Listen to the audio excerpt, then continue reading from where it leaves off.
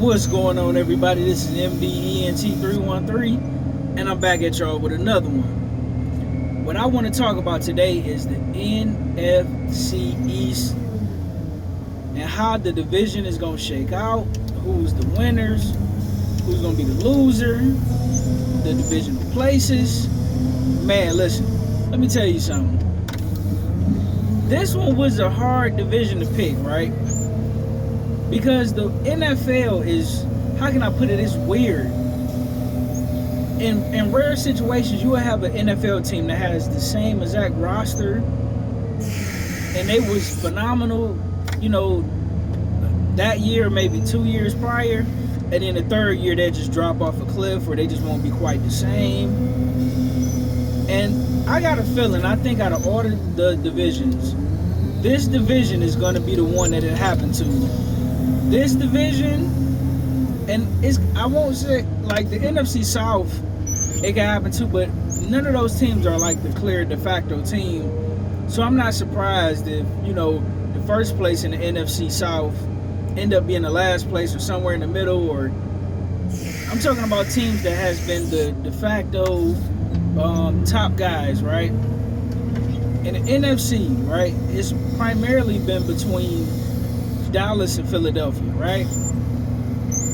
Coming in at number 4, the worst team in the division. I mean, if I'm gonna be honest, I would have to say, even though I know it's gonna sound crazy, even though the Washington Commanders got the second pick of the draft, I still wholeheartedly believe that they're better than the New York Giants. So I got the New York Giants at number 4. I think clearly Daniel Jones is by far, and I ain't even seen the new guy, the new rookie, Jay Daniels, play a snap in the NFL. But bare minimum, he's more athletic and more talented than Daniel Jones. Man, Daniel Jones is just awful. Now, I will be honest, man, that offensive line hasn't been much. The offensive line hasn't given them a lot of time to throw. When you look at overall playmakers, like the Giants' defense is decent, it's solid, it's going to be about the middle of the road. But let's talk about the offense, right? Daniel Jones is the worst quarterback in the division. You got rid of Saquon Barkley, who's one of the top 3 or 4 best running backs in the game, point blank period. I don't care how you slice it. They did draft, which I do like. They drafted Malik Neighbors, who I believe will end up being the best wide receiver out this draft class, over Marvin Harrison Jr. and over Rome Odunze and everybody else, right? I'll give them credit for that. But that offensive line still hasn't gotten any better, even with the additions that they made. That defense is going to be middle of the road. Daniel Jones is still Daniel Jones, unfortunately, right? What other playmakers do they have? I mean, Slayton, he's not really doing too much. They still really don't have a good tight end. No other receivers outside of Malik Neighbors. I mean, it's Malik Neighbors or bust. No running game. I can't even tell you who the New York Giants running back is. The New York Giants is for sure the worst team in the NFC East. Coming in at number 3. This is going to surprise you, right? I believe this is the year that everything falls completely apart for the Philadelphia Eagles. Jalen Hurts is a solid quarterback. He's decent. But I think the relationship with him and Coach Nick Sirianni is going to be a little too much. It's going to be a big distraction. When you look at A.J. Brown, he's completely unhappy. I do like the addition of Jahan Dotson. I mean, I think that's a phenomenal pickup. That defense is still atrocious unless the 2 cornerbacks that they drafted end up being pretty good. But that remains to be seen. But they do seem to be 2 pretty good cornerbacks, right? Their defense is pretty solid when you're talking about Jalen Carter. I know they no longer have Hassan Reddick, but I do like the addition of Jalen Carter. I mean, I think Nolan Smith is going to get better. The linebacking core is pretty solid, but if the back end of that defense can hold up, I believe they'll be the second best team in the division, but I don't believe that it's going to hold up. And I believe that coaching between Nick Sirianni and Jalen Hurts, I don't think they'll be able to keep it together. And I think that, unfortunately, Nick Sirianni, this is going to be his last year in Philadelphia. He's going to be up out of there. And it's going to be a whole lot of trading and rebuilding and retooling, right? So I got the Philadelphia Eagles at number 3. Coming in at number 2, I got the Washington Commanders.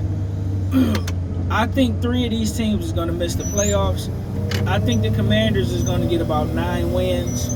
I think them getting rid of Ron Rivera and replacing him was phenomenal.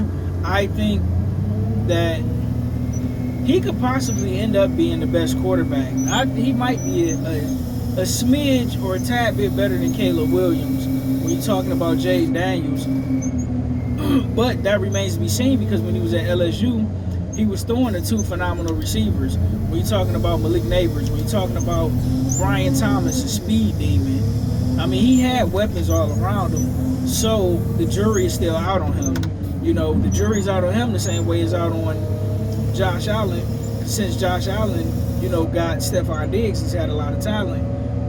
So Jaden Daniels, he's had a lot of talent in college, but not necessarily the NFL. They still have a few key pieces at the wide receiver position.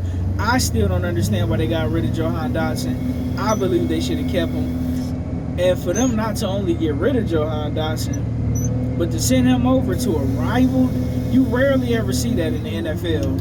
Usually they'll send you to a whole other conference, but they definitely not going to keep you in the same division. So the Washington Redskins felt completely comfortable trading him to the Philadelphia Eagles. That blows my mind. I'm gonna be completely honest with you, right? I had Jahan Dotson in fantasy last year, and he was pretty solid. He wasn't great, but he wasn't bad either. So I think the Washington Commanders is going to shock a lot of people. And I think Jalen, I think he's going to be, Jaden Daniels, he's going to be fighting for Rookie of the Year right along with Caleb Williams. So I got the Washington Commanders as my number 2 team. Coming in at number 1. Listen, I'm not a Dallas Cowboys fan by no stretch of the imagination. But when you look at the roster, from offense to defense, they clearly, and when I say clearly, they clearly had the best team. Offense to defense, they have the best quarterback in the entire division by a landslide.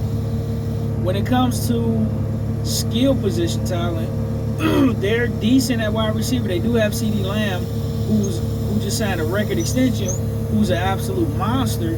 But the problem is Brandon Cooks is continuing to spiral downward because he's older, right? The tight end was pretty decent.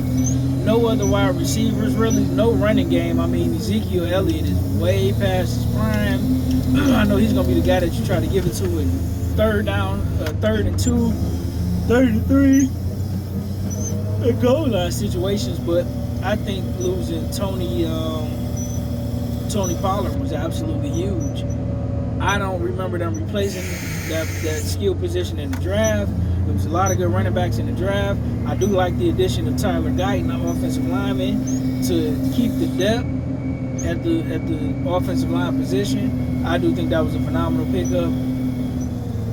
But I think they'll make the playoffs. But I think I can see an early first round exit for Dallas, unfortunately. And then let's see, it's hard to say because Trayvon Diggs was a big part of what they did. When he went down, that defense, the back end of that defense suffered tremendously. He was a ball hawk. He got interceptions, created turnovers. He was a solid cover man. So a lot of stuff is going to depend on the health of that defense. The defense is going to have to carry them. Dak is going to have to cut down on his turnovers. And they're going to have to play bully ball. But I think the Dallas Cowboys will make the playoffs. I got the Dallas Cowboys winning 11 games and making the playoffs and getting bounced in the first round. Let me know what you guys think about let me know what you think about my picks far as the division winners and losers, and let me know your picks. How do you have these teams ranked based on what they did last year, based on their draft, and based on the key additions from free agency, who they lost, who they gained, and how everything plays out from there. Let me know what you think in the comment section. Like, share, and subscribe.